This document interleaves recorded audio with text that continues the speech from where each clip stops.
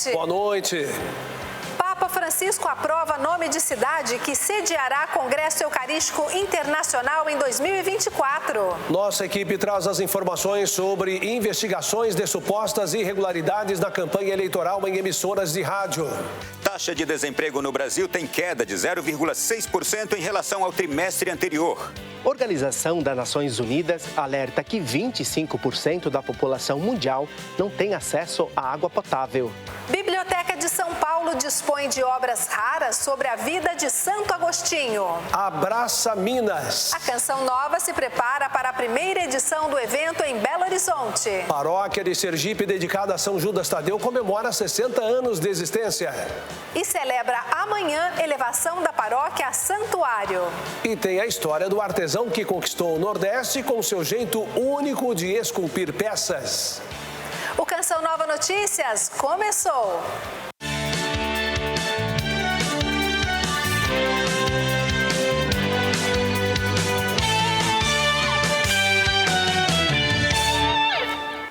O Papa Francisco aprovou nesta semana o nome da cidade que será sede do Congresso Eucarístico Internacional em 2024. O anúncio foi feito pela Santa Sé. Informações com a nossa correspondente em Roma, Danúbia Gleiser. O Papa Francisco aprovou a indicação da Arquidiocese de Quito, capital do Equador, para a sede da edição de número 53 do Congresso Eucarístico Internacional.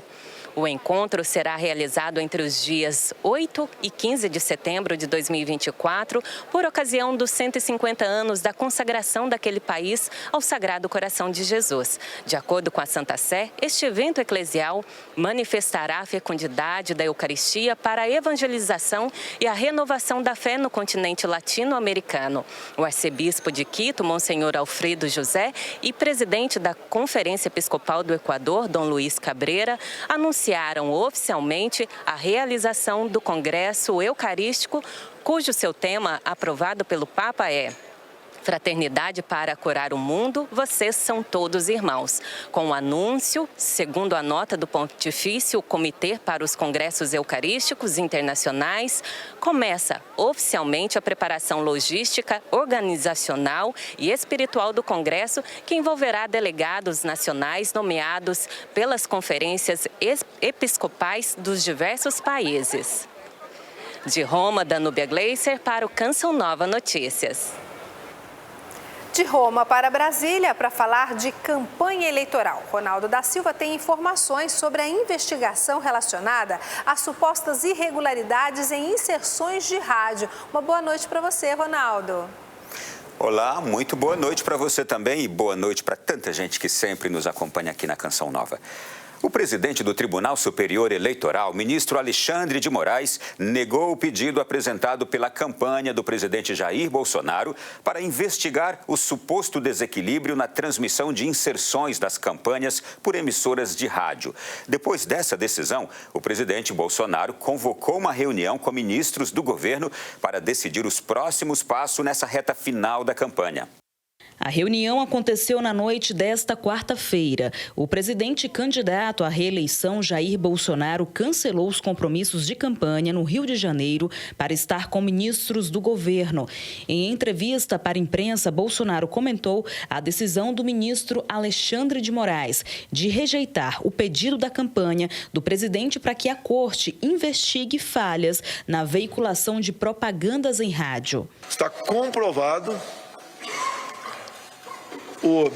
a diferenciação, o tratamento dispensado a outro candidato. Da nossa parte, nós iremos às últimas consequências, dentro das 4 linhas da Constituição, para fazer valer aquilo que as nossas auditorias constataram.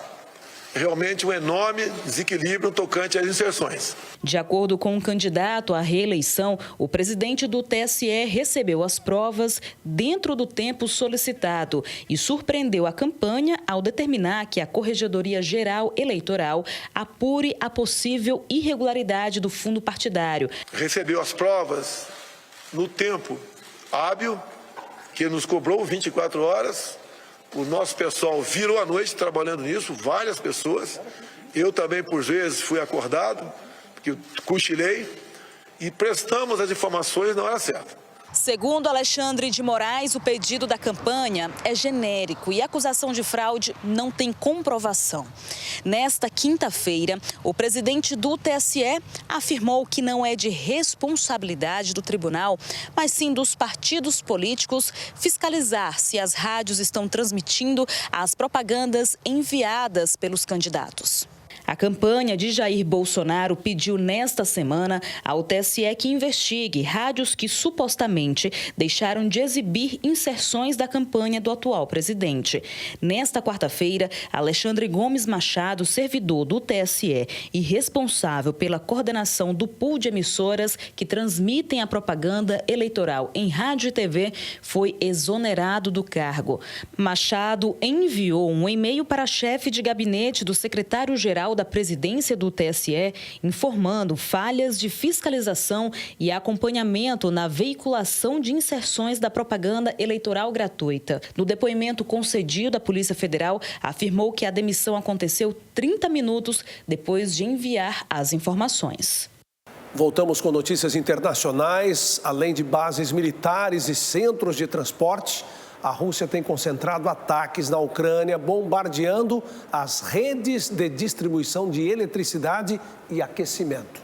E o resultado, Reinaldo, são cortes contínuos de energia, estações de bombeamento de água desativadas e interrupções generalizadas na internet.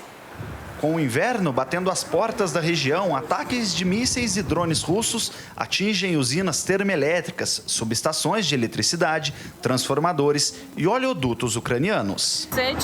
Ana mora em Kiev. A estudante diz que enfrentam essa situação devido aos ataques russos. As bombas sobre Kiev limitam suas escolhas.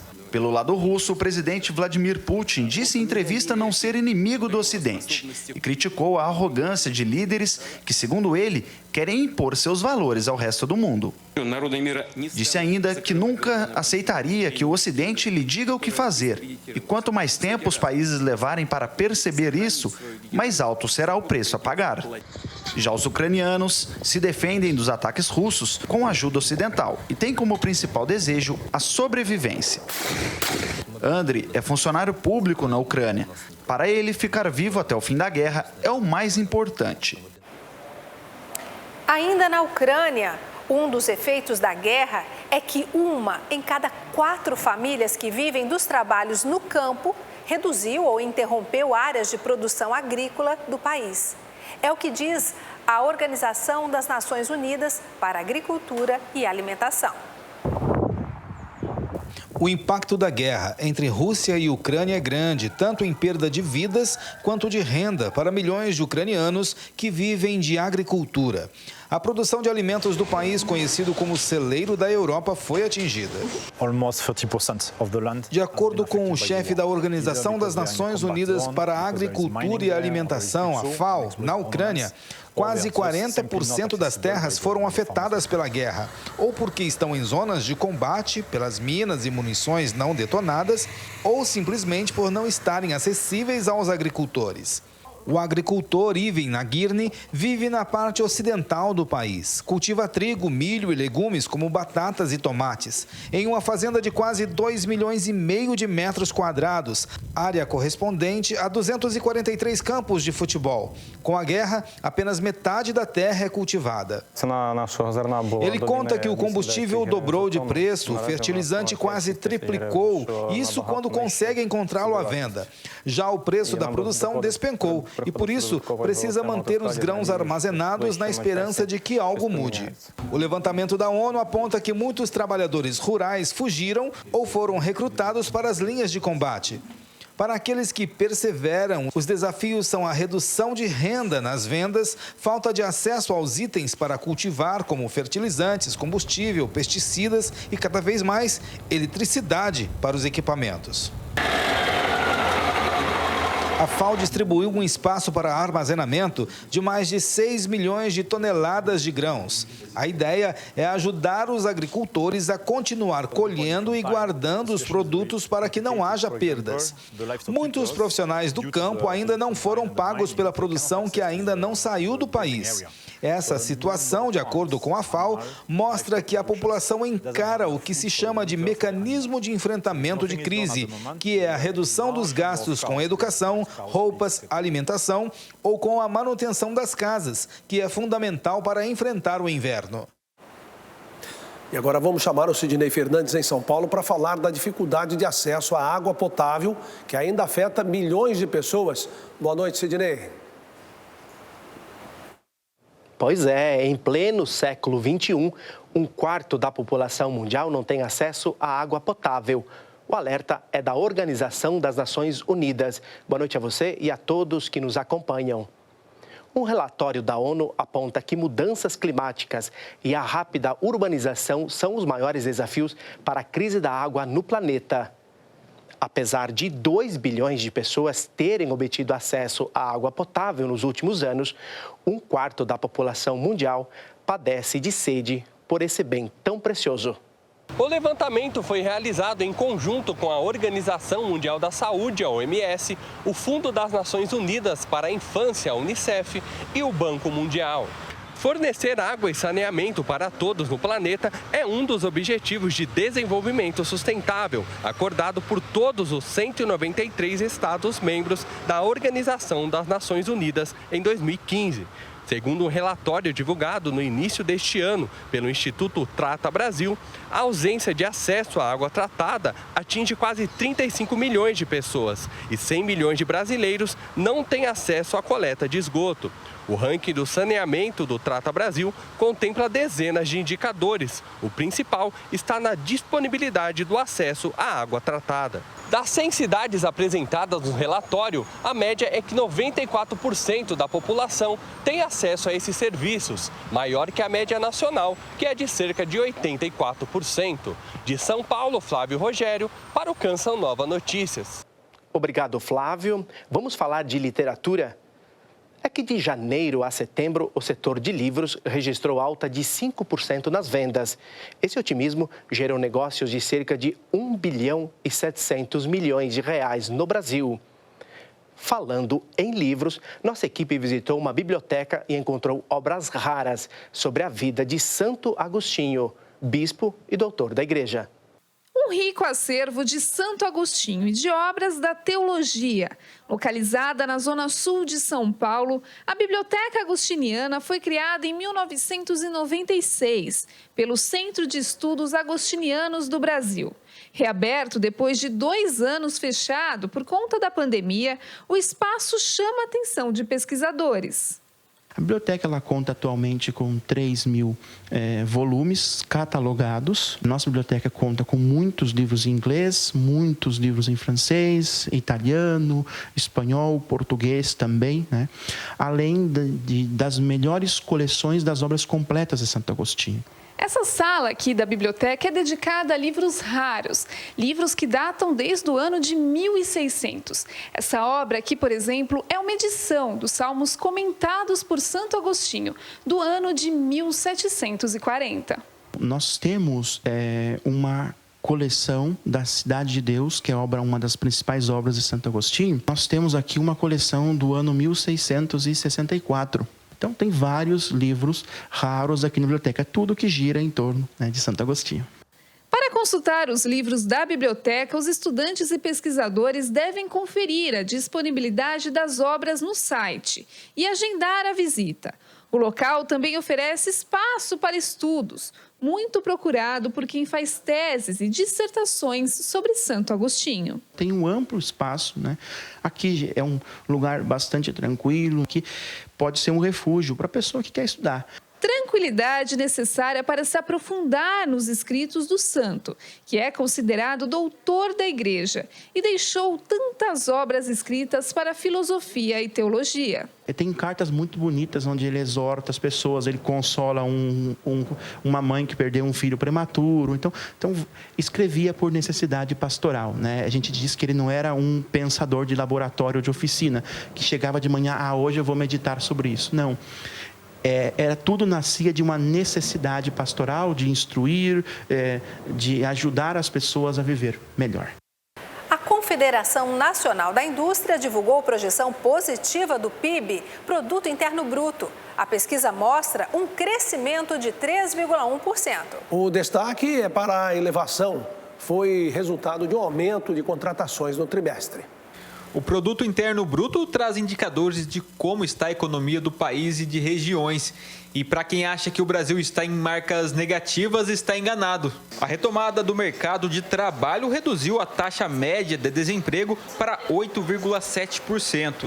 O bom andamento nas contratações, principalmente no setor de serviços, tem deixado a economia mais aquecida. E a recuperação anima muita gente. A Renata que eu diga, após 6 meses desempregada, conseguiu ter a carteira assinada.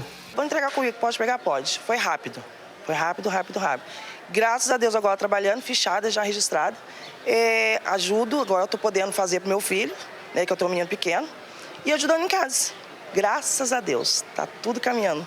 O bom rendimento dos últimos meses colocou recentemente o Brasil entre as 4 menores inflações do G20, registrando um acúmulo de 4,1% de janeiro a setembro.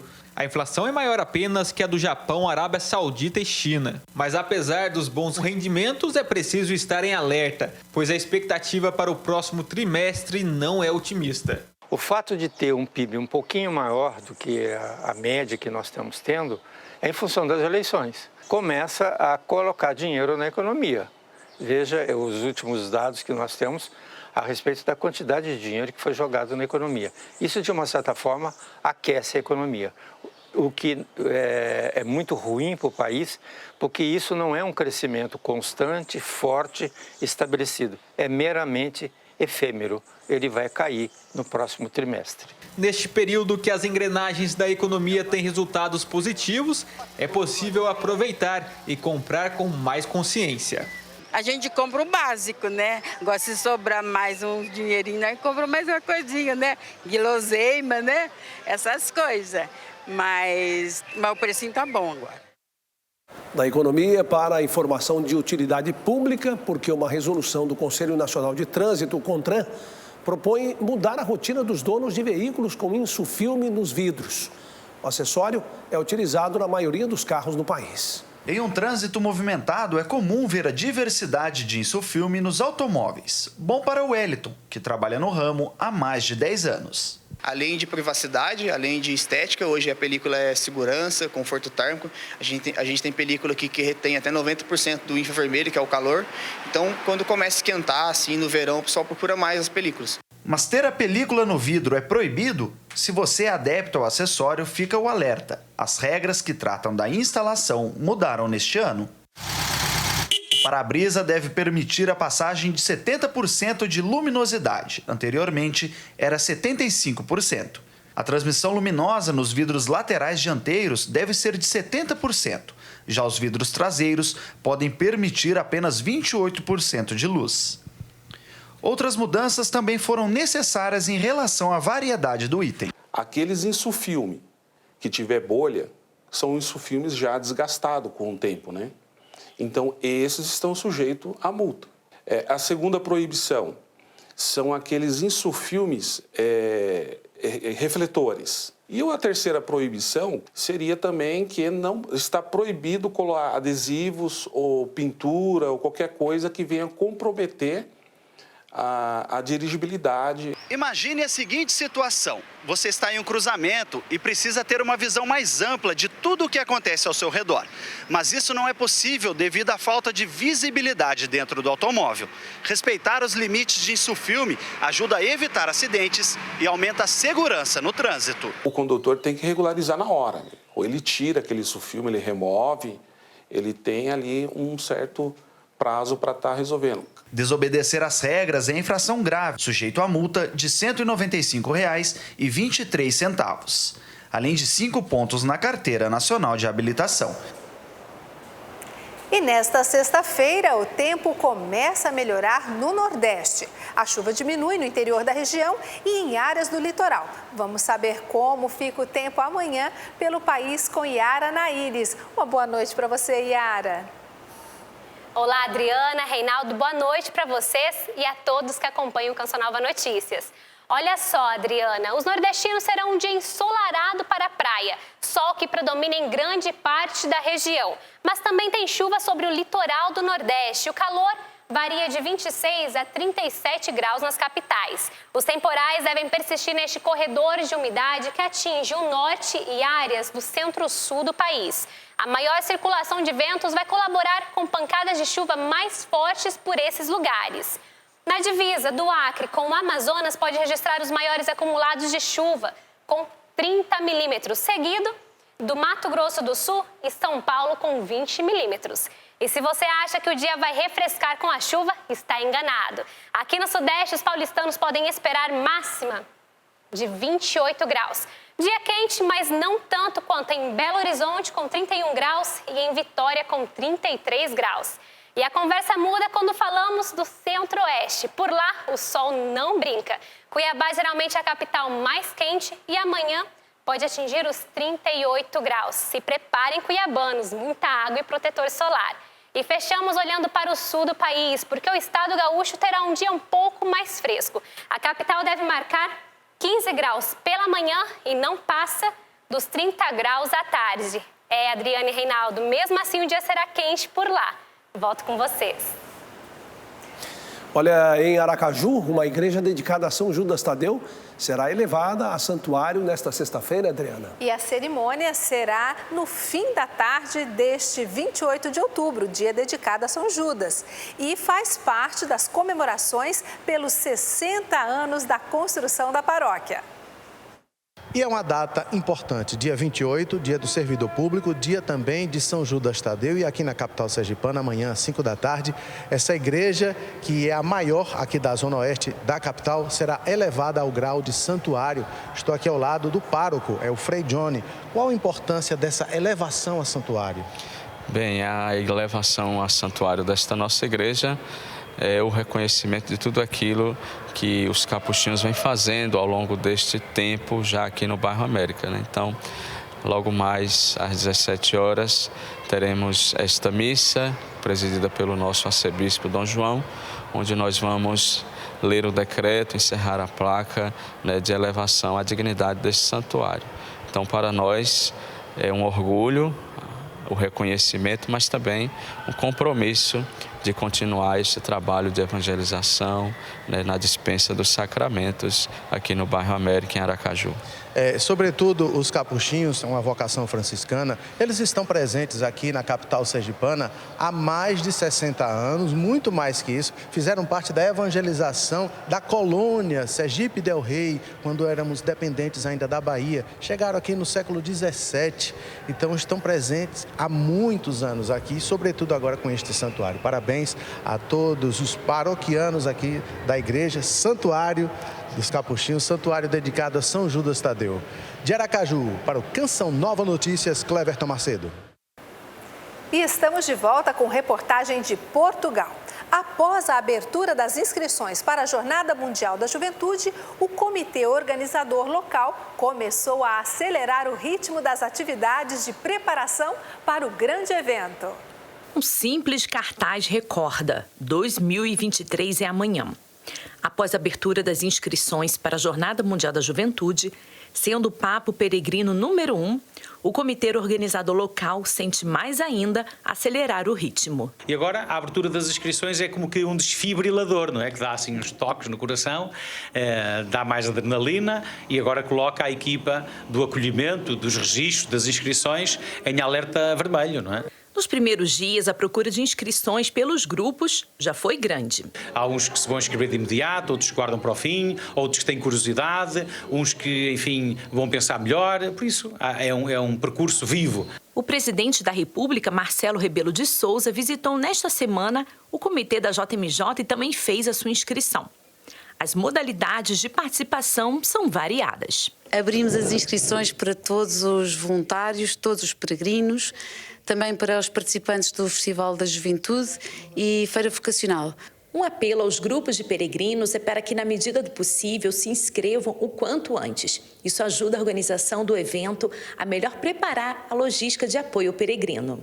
Que essas inscrições sejam feitas o quanto antes. A participação em todos os eventos da jornada é gratuita. Contudo, a inscrição proporciona ter acesso a alguns serviços e pode-se optar por um dos pacotes de peregrinos.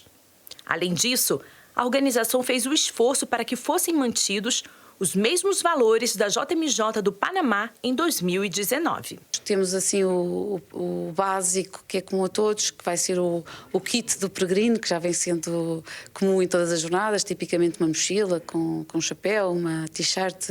Tem incluído um seguro também e também os transportes dentro da área da Jornada Mundial da Juventude. Pedimos a oração de todos, porque a nossa arma, o nosso combustível, a nossa energia é a oração de todos e de cada um.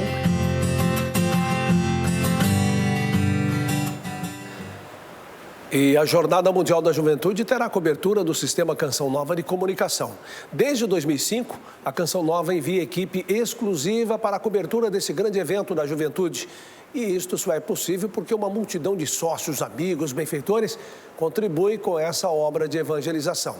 Vejam só, graças a você, sócio e benfeitor, chegamos aos 71% de nossa meta na campanha do projeto Dai-me Almas de outubro. Na Canção Nova, muita gente ajuda com o que pode. O desafio Pix deste mês é realizar a doação no valor de R$10. Desafie mais alguém aí. Use a chave pix.doação@cançãonova.com e nos ajude. Em Belo Horizonte, a Missão Canção Nova iniciou a contagem regressiva para a primeira edição do Abraça Minas, marcado para o mês que vem. Local novo, programas novos, evangelização nos mais diferentes lugares. 2022 tem sido um ano de recomeço para a Missão Canção Nova de Belo Horizonte. Tanta novidade e reencontro com o povo de Deus, claro, precisa ser celebrado. E será no dia 27 de novembro, na primeira edição do Abraça Minas. Quando a gente fica muito tempo sem ver alguém e você reencontra essa pessoa, a primeira coisa que a gente gosta de fazer é o quê? É dar um abraço, né? Então, o Abraça Minas é esse momento, ele quer marcar este momento desse reencontro que a Canção Nova está tendo com o povo de Deus. Então, a nossa expectativa é fazer esse momento de reencontro, onde nós vamos estar juntos, celebrando tudo aquilo que Deus já tem feito para nós, por nós e através de nós nesse ano de 2022. O lugar escolhido para este abraço é a Arena Mundo Novo. Vão passar por este palco Eliana Ribeiro, Paula Guimarães, Eros Biondini e Padre Felipe Carvalho. O tema vai ser Ele nos dá a vitória. Nós vamos aí juntos clamar essa vitória e agradecer porque o Senhor já nos deu essa vitória. O evento gratuito acontecerá durante todo o dia. Começa às 9 da manhã e vai até às 17 horas. Então você é convidado a estar conosco, vai ter adoração, Santa Missa, vai ter louvor, vai ter oração, vai ter pregação, vai ter tudo para você e está sendo preparado com muito carinho. Um dia para abraçar e celebrar a Canção Nova entoada nas terras mineiras. A partir deste momento vai ser um marco para nós, porque é o primeiro Abraça Minas, marcando esse reencontro, mas também selando esse compromisso que a gente tem de dar continuidade à evangelização aqui nas terras de Minas. Que bom, né? E a gente começa a viver a expectativa aqui também para essa primeira edição do Abraça Minas. Olha, em Sergipe, um artesão criou um estilo de esculpir peças que tornou-se marca registrada. Beto Pezão, como é conhecido, fez sucesso nos estados do Nordeste e conquistou clientes em outras regiões do país. Peças em argila são a especialidade dele. Na oficina, que funciona na zona norte de Aracaju, um lugar simples, onde o artesão coleciona poucas peças, o suficiente para o cliente que chega a se inspirar e fazer novas encomendas. O nome, como ficou conhecido, Beto Pezão, nasceu do estilo que ele mantém de pé as esculturas. Uma ideia que ele teve há 50 anos. Eu fazia muita encomenda com a peça com o pé pequenininho, mas quebrava muito. Eu cheguei e fiz um só. Eu digo, eu quero ver se vai cair. Tá comigo. Fiz, então terminei e gostei. O Beto Pezão começou a ficar famoso mesmo depois que essas peças com os pés avantajados começaram a cair no gosto popular. Hoje ele é muito famoso em todo o Brasil e tem peças dele até no exterior. Boa parte do acervo na prateleira já está vendida e deve ser embalada e enviada para São Paulo, onde estão muitos de seus clientes que revendem as peças em lojas da região. Ele gosta muito de esculpir imagens de santos. Esse é o primeiro Papa, São Pedro, Nossa Senhora do Carmo, Nossa Senhora da Piedade, mas a principal fonte de inspiração é o sertanejo. Pessoas simples de cada interior desse rico Nordeste, especialmente aqueles irmãos que moram em áreas de seca severa e que nas mãos do artesão se tornam ícones que representam a valentia do sertanejo e sua sobrevivência em lugares áridos. Eu sou útil ao gosto das pessoas, meus fregueses, minha vida é isso. Não nasci para outra coisa, não.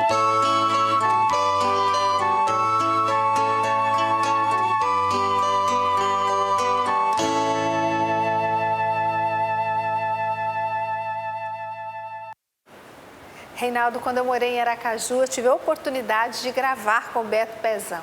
É realmente uma arte belíssima, um dom extraordinário. E a gente vai ficando por aqui. O Canção Nova Notícias termina e reveja as reportagens no nosso site noticias.cançãonova.com. Assista a seguir a transmissão ao vivo da Santa Missa direto de Brasília. Às 9 tem Escola da Fé. E às 10, além da notícia, com Ronaldo da Silva. A gente se vê amanhã. Uma ótima noite. Boa noite. Paz para você.